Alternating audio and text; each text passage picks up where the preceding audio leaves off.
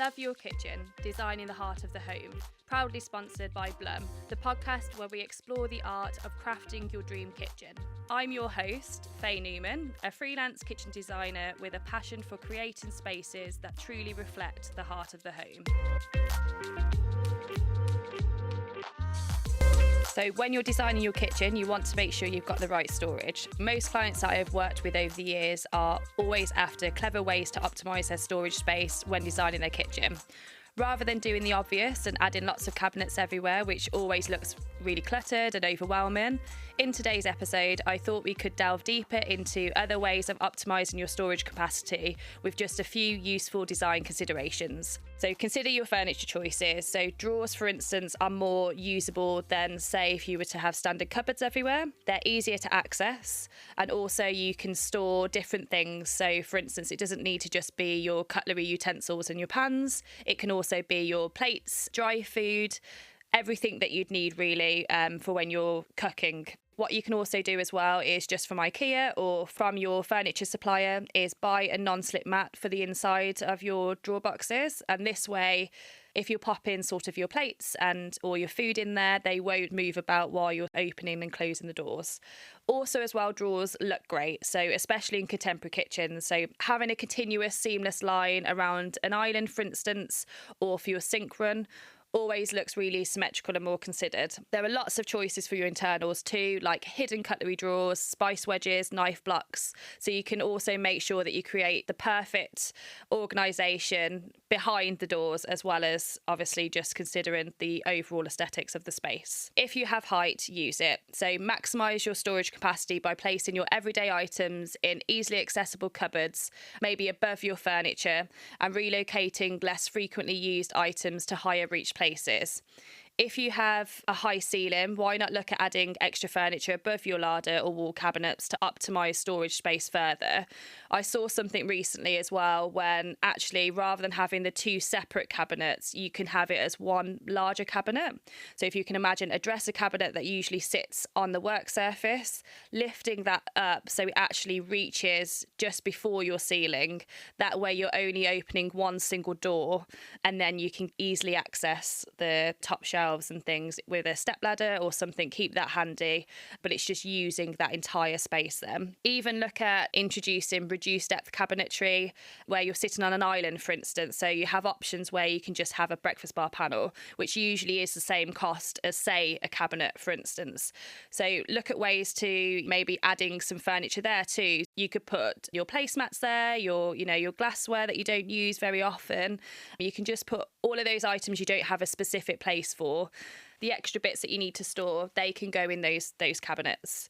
Something to consider as well, which your designer will help you with, is look at the technical aspects like reducing the void on reduced depth cabinets as well, which will ensure you are optimising that piece of furniture fully and will mean that you might be able to fit sort of a full dinner plate in there or things like that. There are also various pull-out options available on the market. There are leading brands for this as well. So these could be corner mechanisms, which help get to those hard to reach places, pull-out larder storage, whether that's one big full pull-out or whether they're individual drawers. For instance, you can store those everywhere. There's spice drawers, which are always great next to your hob. So say if you don't have any wall storage, or if you haven't got sort of like a mantle with like an alcove where you can put your spices and it all needs to be base level, you can look at adding a spice pull-out into there, and those work really well for olive oils, and all your dry herbs, that sort of thing. There are even mechanisms out now that are used in wall cabinets to reach that top shelf. Your choice for these will be personal to you. It will depend completely on your layout choices. It will depend on how much and what you are looking to store.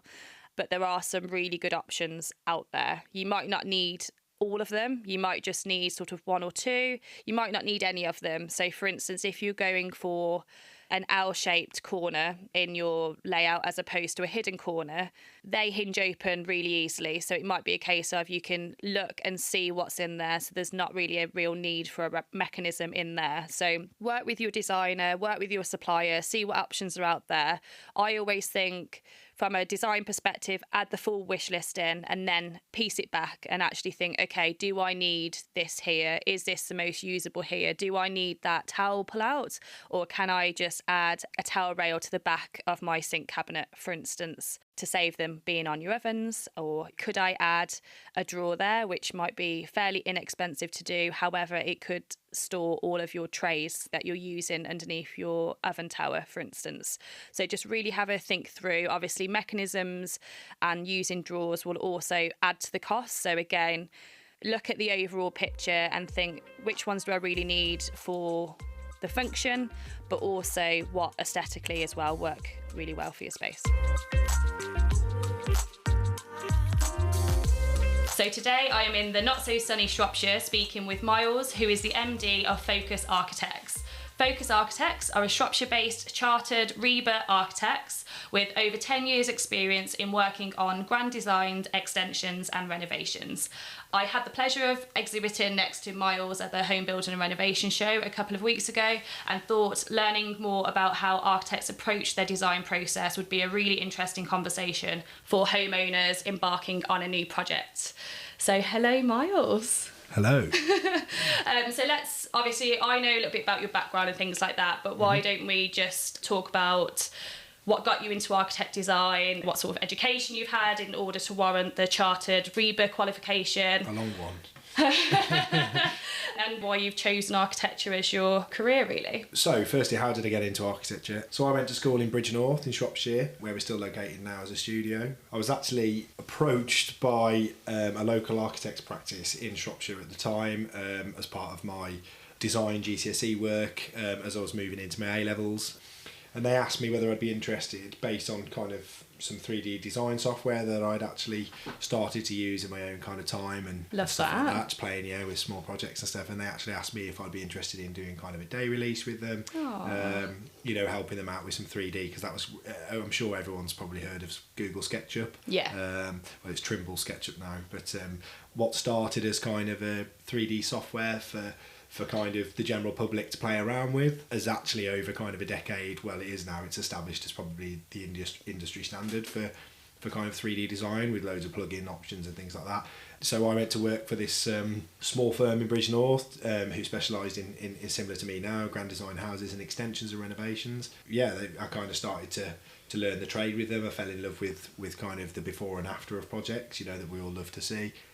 And things grew from day release to me taking a full-time job with them and going to college. Quickly after some time there, I realised that I wanted to really pursue a career in architecture, and that's when I did move practice and managed to secure a sponsorship at Birmingham University to start my RIBA and ARB qualifications. Amazing. And just talk to us a little bit more about what those qualifications are, because I know that you mentioned that was quite a popular question during the show. Yeah, so at the show a lot of people did ask, the various names and titles, and, is everyone that draws buildings, for a vocation, are they architects? The answer to that question is no. That doesn't necessarily mean that these people, these other companies aren't as good or don't offer a service that's as useful to you.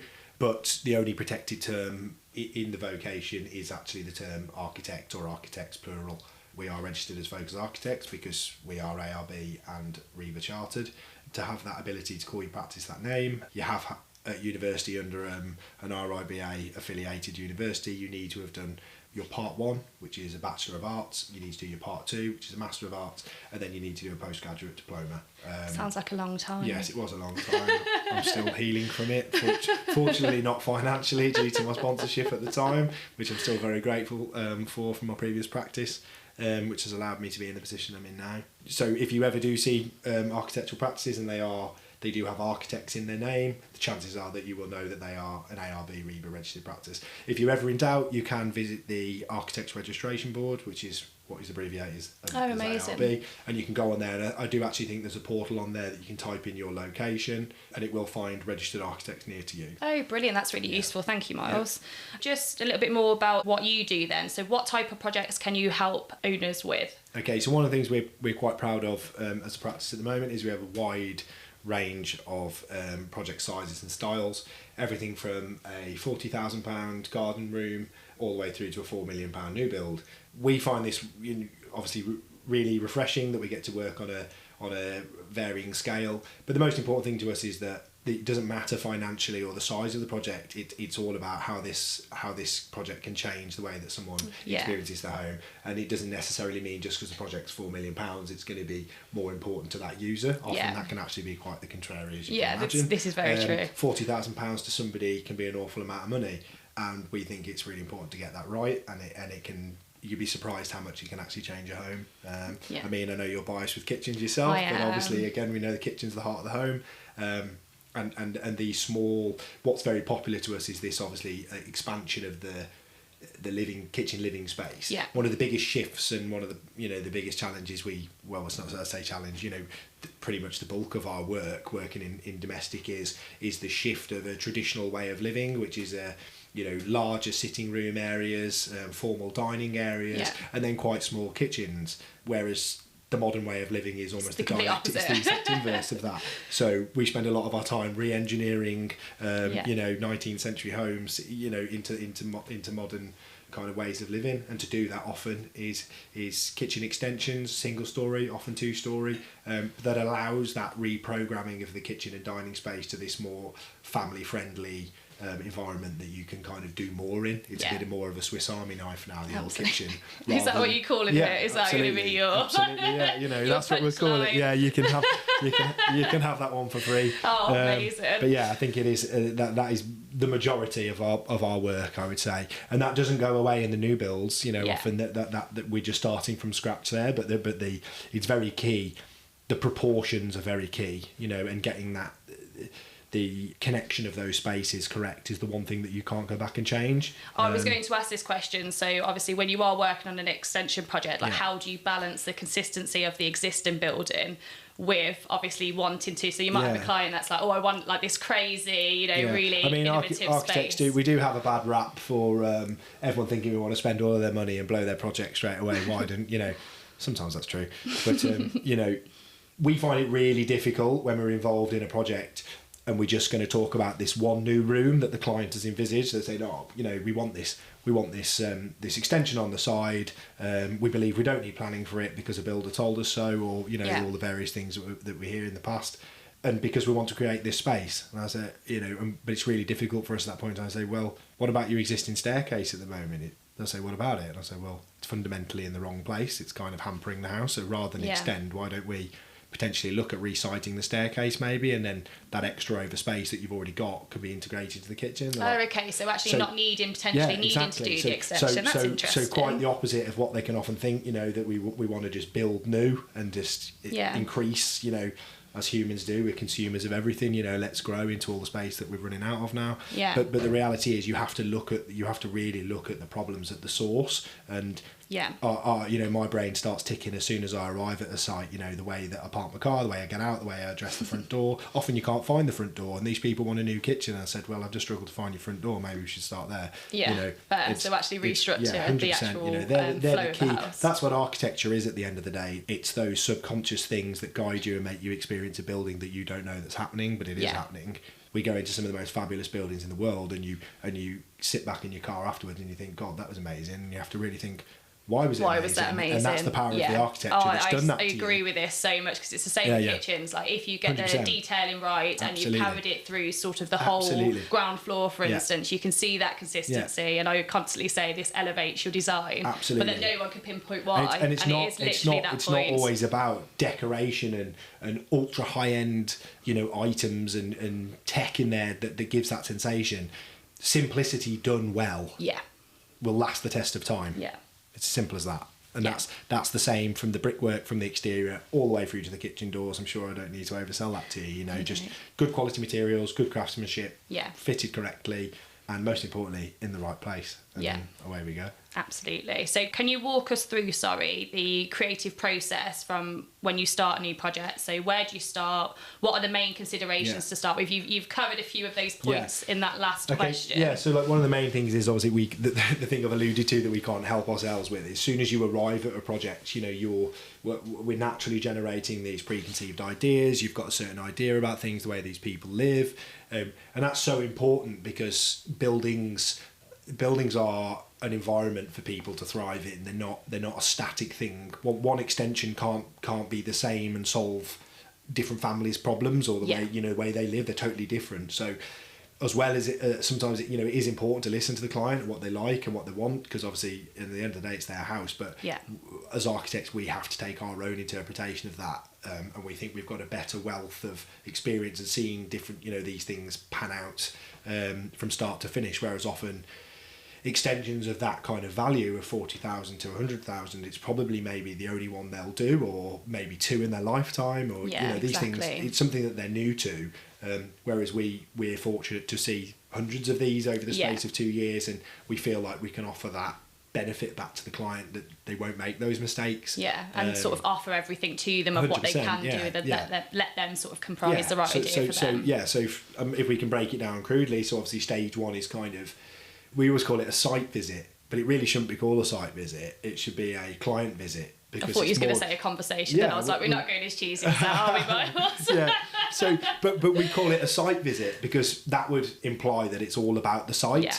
Now there are constraints there that are going to play into that, you know, as it moves forward. But it's definitely be better to be renamed as the client visit, because obviously that's the main driving factor. Yeah. And understanding the way they live, the way they want to live, is going to be way more informative than staring at some existing brickwork on a new build house. Yeah. And then stage two then is that's where that other layer of information comes in. Once you've got kind of an understanding of what they want and how they can work and the other avenues that we can look to achieve that, that's when the planning factors come in. You know, how achievable is this? Where are we? Are we in a listed building? Are we in a conservation area? A lot of things that we do have, and an interesting article I was reading the other day is where do people start with an extension project? You know, do they start with an interior designer, a kitchen designer like yourself? You know, do they start with, you know, the kitchen's the big ticket item, so a lot of people start there, you know, which is fine. Interior design, they're really passionate about the interior, so they start there. Architects, you know, do we start from the, you know, do we know we've got planning challenges? Do we know this? So obviously we need to start with an architect first. So that, you know, these different ways of starting, they're all valid. But I would just really recommend that all these items start talking to each other early. The other main one is the builder. Loads of people approach a builder before a professional design service. Again, totally fine, because if a builder's going to come round and give you a finger in the air idea at 100 grand and you've only got 30 to spend, and be a good job that you didn't, you know, go and waste a bunch of professional fees, you know, for no reason. So there is valid, you know, benefits from all of the avenues, but you just need for them all to talk to each other and at the right time, because otherwise they can't offer you their kind of full input. Where I was going to with this point is that let's get to the point. With projects that can often start with builders and other consultants that aren't so versed in planning, one of the problems that we do see in a lot of our diary is filled with is retrospective planning applications, where people have been told for whatever reason. The UK benefits from something called the GDPO, which is the General Domestic Permitted Development Order.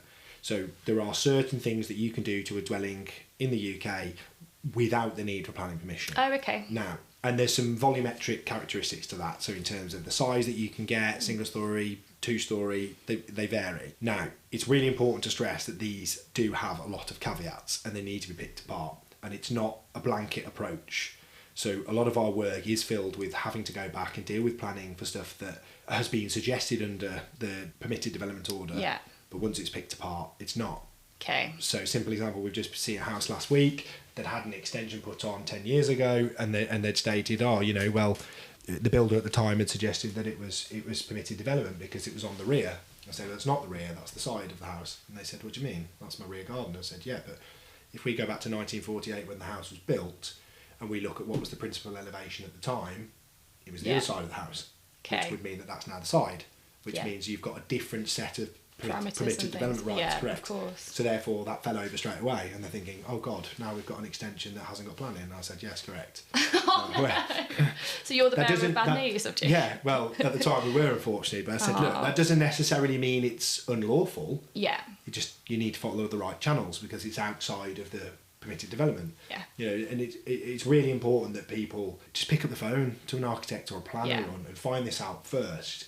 before you put a spade in the ground. That would be my advice. Well, this is it. And I think it's so, as you say, homeowners and clients, I mean, myself, I've never actually, even though I'm in the industry, I've never actually needed an architect. It's only I work with you guys based on, from a design perspective for the interior. However, if I wasn't in the industry, I wouldn't have any idea on where to start. So that's why I think this is a really valid conversation today. Yeah, I mean, I haven't got to advocate to anybody how complex planning law can be, because in the time that we've been in it, and we're supposed to be the people that you call for an answer, and there's still times where I'm like, I actually don't know the answer to that question, or I'm going to have to take further advice from a more experienced planner, or because it is so in depth, and it changes from site to site so quickly.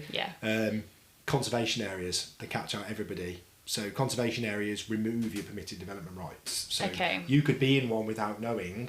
Oh God. And someone could suggest that you've got PD rights, but they're removed because the conservation area is protected for quality and development and expansive reasons. And therefore, but again, it doesn't mean that you're not going to get what you're after. It just means there's additional processes that need to be followed. Different approach. Make sure, often these items are only found out when people come to sell the house once they've had their extension for 20 years, and then the conveyancing solicitor turns around and says, "Oh, have you got the planning document for your extension?" And they're like, "Oh no, we didn't need it." And they're like, "Oh, we need to check that."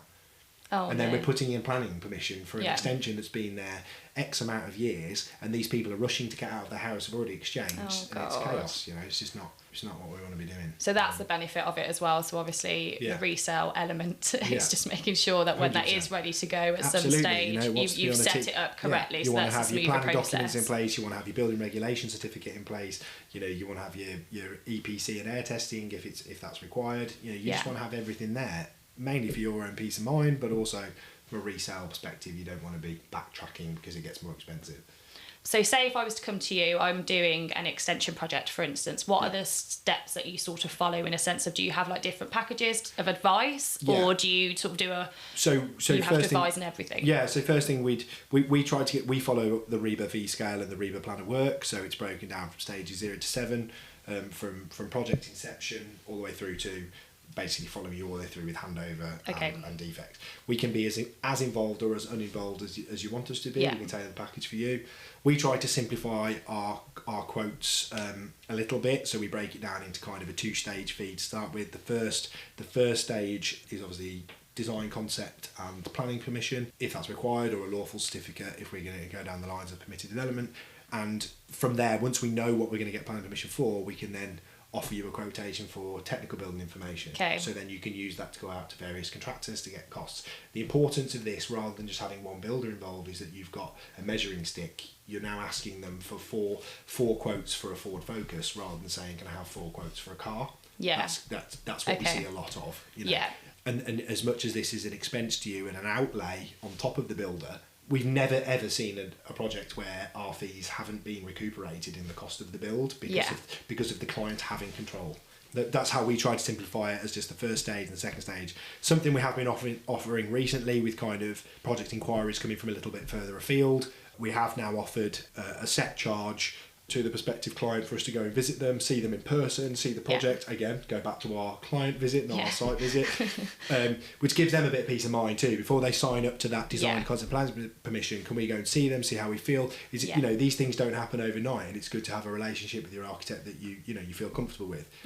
So we offer them a smaller fee, and then we go see them, and then we deduct that from the main fee going forward. So therefore, it's just something for us to see the lie of the land before we get into it, basically. Well, that's it, and as you say, it instills confidence in them then, that you know exactly what you're doing. They've met you. They're like, you know, they want to work with you. So that's completely understandable. I think, you know, even from your perspective, you know, as a freelance kitchen designer, it's really important to change the client's mindset of professional involvement in a project from that idea that you're just the additional cost on top of the builder. The builder delivers them this product that they get, so they don't mind paying for that.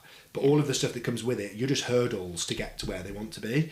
But whereas it's shifting that mindset of that key spend at the start, it pays for itself because it gives you the ability to control the latter part. I know everyone wants to rush and go and start putting bricks out the ground. Of course you do. You want to see something for your money. And drawings aren't that exciting to a lot of people.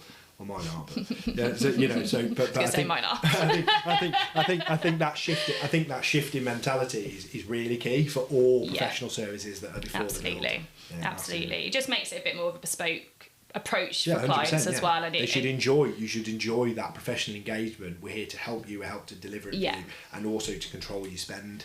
I was actually going to ask this. So structure work is an investment, whether you're doing an extension project or a full self-build. So what suggestions do you have in order to try and save the pennies in certain areas? Because as you say, it's overall it can be quite a big cost. I mean, by obviously using an architect and a structural engineer, they have that we have a wealth of different construction techniques that can offer you speed of build.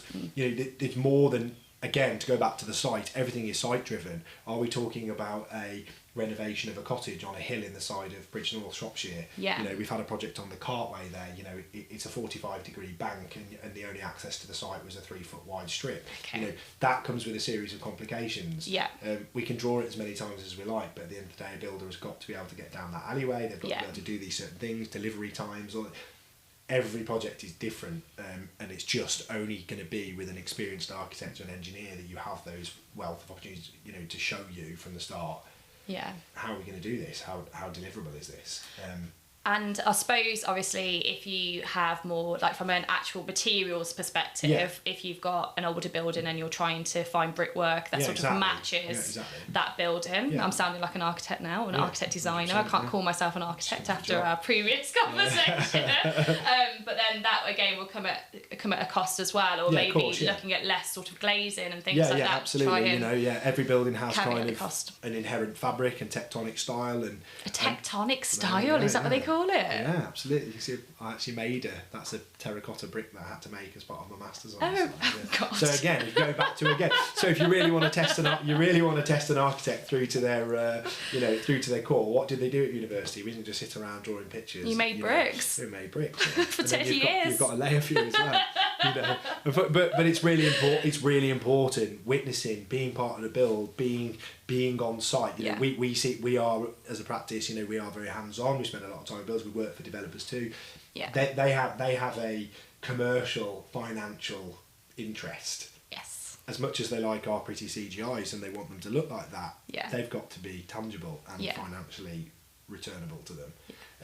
So you know, that helps. Again, that's why we're so keen to work on projects of all scale, size and types, really, because that's the easiest way to find out what's achievable, how is it achievable, and you know, how can we save money and how can we spend money. I suppose it's actually, from a design perspective, actually harder to do the new build projects, because obviously you just get given a plot of land, you know the parameters of the square meterage that you need to use. Absolutely, but when you haven't really met the client, you're at the start of that stage. White paper syndrome is pretty scary when you sat down and there's no confines and you've got this, you know, idyllic site that you can position this monument in the middle of. It's actually can be really challenging, you know. Because it's going to be there for so many years as well. So that's a big pressure. Everyone's going to look at it. You can't blame anyone. You can't blame anyone but yourself. You can't say, oh well, the neighbour's a nightmare, so we only got a single story extension. You know, this is a bit of you. You know, it's your time to shine. Don't get me wrong. It is nice for an architect to be able to do that and put their little stamp on it a little bit. Personally, we enjoy sites with constraints and a bit more problems. You know, that I don't know why. I don't know if that's just personal to me, but you know, that's definitely where I suppose you're on the solutions team then aren't you? When you actually get to learn a little bit more. You're already winning. Yeah, you're already winning. But it's really nice to reappropriate buildings that have been dilapidated. I mean, this morning, you know, been to see a former chapel in the World Heritage Site of Coalbrookdale, Ironbridge. You know, amazing. This building's been derelict and vacant since just before COVID. You know, it's just it's a catastrophe. You know what I mean? And this building needs to be reappropriated. And if we can do that and we can give it a second life and someone to enjoy it, then you know, that for me, that's better payback than anything. Yeah, no, for sure. I can imagine. I can imagine as well. You do get some interesting buildings around here, because everything's like we have Tudor houses, we have Victoria, like we have all types of houses here. It's not sort of one. All sorts. So I mean, while this, so let's look at the last fortnight from Grade 1 listed Church's Mansion in Nantwich all the way through to a pigsty in Badger. You know, but they're both valid and they're both, you know, amazing architectural opportunities, but how different. One of them we can't touch, one of them we can barely allow to breathe in, and then the other one the planners can't wait for us to flatten it faster. You know, it's I'll let you decide which way around that is, but you know. I suppose that's what's so fun about what we do, though, is because we get to work on with so many different clients, whether that's, as you say, like contractors or the actual individuals themselves, like the homeowners. But I think that's what makes it so interesting, design, because you're constrained and you have to tailor it to everybody's taste, and then there's so many different projects that you can get involved in. Same as kitchens, obviously, there's so many different styles, like there's so many different approaches. I definitely don't want that to stop. That's the one. You know, one of the things about when I first set out as an architect, you know, at the time, I didn't think I had the ambition to be on my own. I didn't think I needed that. Yeah. And that only grew out of when I started to freelance kind of, you know, 5, 6, 7 years ago. Yeah. That I thought, I've got the choice here of these projects, you know, and there's a lot to go at. And this is really kind of scratching my itch. And that's when I decided, you know, I'm going to have to be on my own for that autonomy, really, of what I want to do. Amazing, because then I suppose you're in control of the sort of like projects and things that you can get involved in as well. So and, fortunately, we're here with the lights on. So I know, that's good. And you've managed to build a little office for yourself, which I can say is watertight and built very well. Well, there we go. We know some good builders. Where would you recommend listeners to look for further inspiration on their projects? So obviously they can go direct to sort of experts like you, but, you know, on Pinterest, or is there any sort of magazines or anything Pinterest, that they could read? what an amazing tool. I reckon there's probably more architects that use Pinterest than clients. You know, it's just a great archive. There's this kind of romantic idea that architects create from scratch. Well, we don't. You know, we've been on this planet a pretty long time, and I'm pretty sure that everything that gets built these days, you will find that is a replication of something that's been done prior, always. Yeah. What was the famous saying at university? What is it? If you read someone else's homework and then you just use that, it's copying. But if you read 2 pieces of homework and you is that what it was? Is that what you carried through your education? Yeah, well, there's definitely bits of that in my dissertation, I'm not going to lie. You know, they call it research. So, you know, I think if you... cherry picking little bits of inspiration from various projects can be an amazing tool, and that's there for the clients to use for free. You know, the internet is a blessing, you know. Also, you've got various publications. Obviously, we're biased by RIBA and the ARB, but the Architects Journal and the RIBA Journal, you know, both of those publications are vetted. They're professional. The advice that they give in there, the figures that they give, you know, everything in there is. There's no wool over your eyes, you know, and the projects are, you know, pretty phenomenal, and I think that, you know, it's a good benchmark. Good mix. For looking at, for sure. Amazing.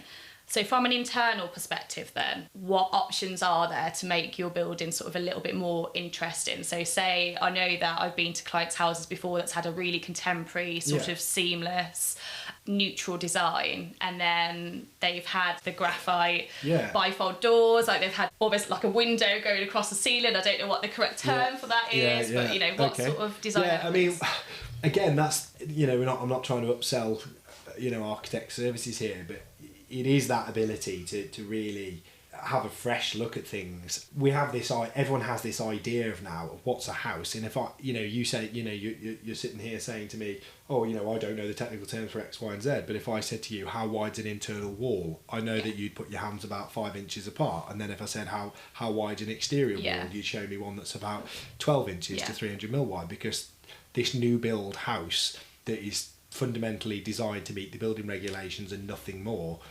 that's what we've got distilled as an idea of the building now, and that's not the case. Like, as an architect, we have full control over the size of the walls, your apertures, how you want things to feel. Just because that's the mundane doesn't mean that you need to distill that in your project.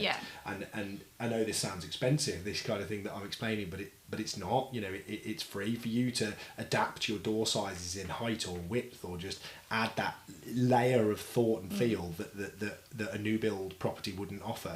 Skirting boards, why do we have them? What's a skirting board for? The skirting board is there because the plasterboard meets the floor and there's an awful junction that's hidden and people bash against it, so the easiest way is to get a 4-inch piece of MDF and paint it with gloss paint. You know, it's not a design feature.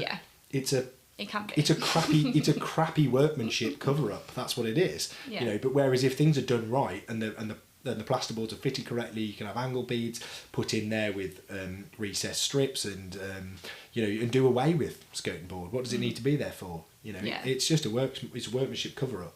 But whereas if you're in control of the work on site, you can really start to play with these items, and that's something that architects can offer. Yeah, so we're starting to think outside the box a little bit with everything, which is very exciting. I remember I worked on a project in Worcester. These clients were amazing, and they had a really modern kitchen, dark blue, obviously very on trend at the moment, handless, and they had an existing sort of double glazed window, white double glazing that you normally have, and then they changed it to a single picture window above, and they had their sink underneath that, which obviously we all do, but raising that up by say 500 mil allowed them to have sort of a splashback going across that when they're washing up. It's not going on the blinds, it's not sort of going on the window, so it was actually, and it mimicked the symmetry that was going on for the actual kitchen design as well, which is really interesting. Yeah, that's really cool.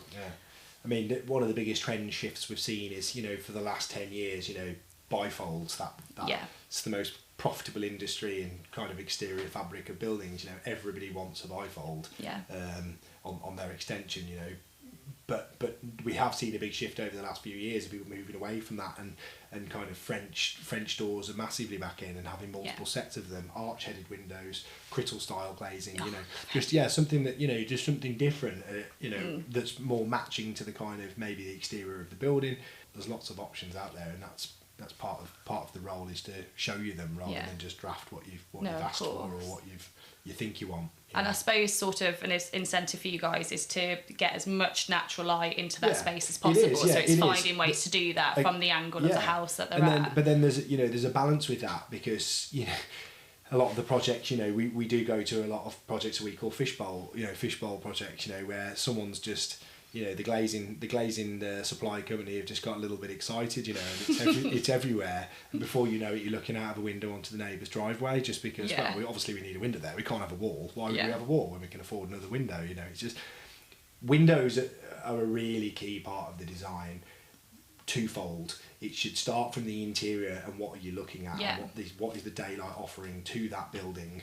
But also, then how does that choreograph with the exterior? How does the fenestration design work with the house? It's doing two things. It's a twin-sided approach. The Georgians were genius. A lot of the Georgian properties you will see, they have a half basement level, so the property could sit slightly higher than the pedestrian street level, so that you could sit in the window inside and look outside, but people couldn't see into you. It was genius. These people take these architectural moves for granted. It also meant financially that they only had to dig down half an amount, but they'd gain a full story. So it was an efficient construction method, but it gave a hierarchical enjoyment to the occupant over the street user. These things, this kind of, that sounds, it's a bit old hat now, but I never knew that. That's really interesting. Yeah, but having these different options and understanding architectural history and the kind of key moves that were done allow you, when you do modern design, to play on those things, and it's not about the replication of what we did historically. It's about understanding why they were done and how these kind of upside down principles can be used in modern ways, and it's worth it. Design's free at the end of the day. It's what we say, you're going to pay for it whether you like what you get out of it or not. You just make sure you choose the right designers, and it's free. No, that's very true. Is there anything from a material perspective that you can approach from a more sustainable? So there has been some drastic shifts in the building regulations, so now that we are seeing increased costs for extensions and renovations, and that is driven by energy criteria within the building regulations, so it's needed. We've been miles behind Europe for a while, and it is needed. We always suggest to our clients that their money and time goes into the exterior fabric, because that's the hardest thing to kind of go back and retrofit and change. And we shouldn't be using the building regulations as a hurdle to step over to get the extension that we want. It should be that is an absolute base foundation. We should be going far beyond that to kind of future-proof the building. But obviously then there's a balance. If we are just doing an extension to a dwelling, there's no point having a Ferrari extension if the house is very poor performing and we're not going to subdivide between the two. So obviously everything kind of has a level. But again, you glaze in, triple glazing prices are coming down. Not to take us back to our show the other day, that was a really interesting a product with vacuum glazing. Vacuum glazing, what's that? Glazing, well, between the two pieces of laminated glass, they actually vacuum all of the air out. Oh, amazing. So obviously quadruples the performance of the window. It's quite amazing actually. They had one in front of a piece of a log burner, and you could actually put your hand on the glass. That was what that was. You didn't touch it. I didn't touch it. No. I had no idea what was going on. I was too busy looking at all the furniture. I saw you touching the kitchens. Yeah, I was using all the dish drawers everywhere. Yeah. So but yeah, it was quite impressive actually. But again, not. I would advocate those, someone that's new to exhibitions and that kind of thing, but in our first show, meeting yourself at the home building and renovation show, I couldn't advocate that more for prospective builders and self builders and people looking at extensions, because it's just a catalogue of information that's there for you for free. Yeah, and equally you get to meet the people as well, so you understand, you get a vibe from them of whether you want to work with them for their projects or. And it's a sort of a non-pressured environment, sort of. They haven't had to do a client visit, not a site visit, or anything like that. It's. Are we going to caveat that now? Is that? I don't know. We can do. We're going to call that. We can reform it that if you want to. The client visit. Maybe I can install that into my practice as well. Might have to look a bit of a trademark on that. That's revolutionary. Yeah. God, you need to get out more, Myles, if that's revolutionary. I definitely do, yeah. I definitely do. You're stuck in this hot box of an office. No, I think that's a very good point. So I think from as you mentioned, obviously looking at Pinterest and from an ideas perspective and looking at the relevant website streams and things that you mentioned, as well as, going out and doing your own research at shows and speak to people or friends and family that's had extensions as well, or definitely. If you know any builders or anything like that, just to sort of get everybody involved in the project.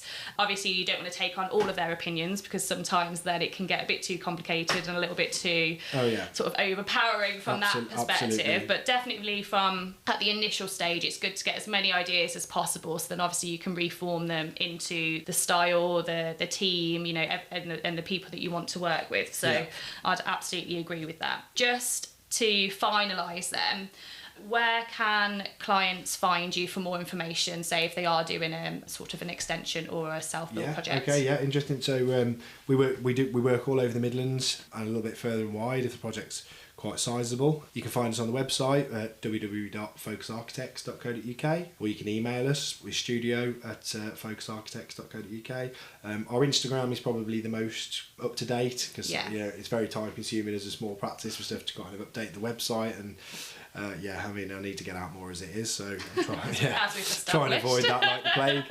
So the Instagram's current, and we try and keep that quite dynamic. We post on our story, you can actually see where we are on site. It's not all just glossy finished pieces. We kind of like to give a bit of an insight into the day of the life of our studio and kind of how things are. I saw the chapel this morning actually on your story, and that's I'm happy you've mentioned that today.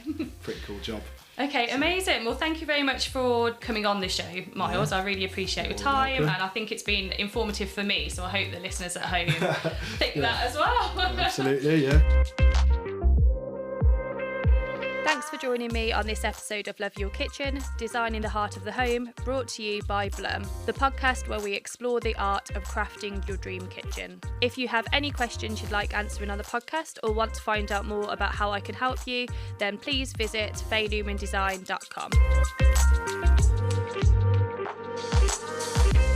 Thank you for taking the time to watch this video today. If you have liked what we have spoken about, why not like and subscribe to this YouTube channel. Also, what you can do is click on the notification bell to keep yourself notified of all the new content to come.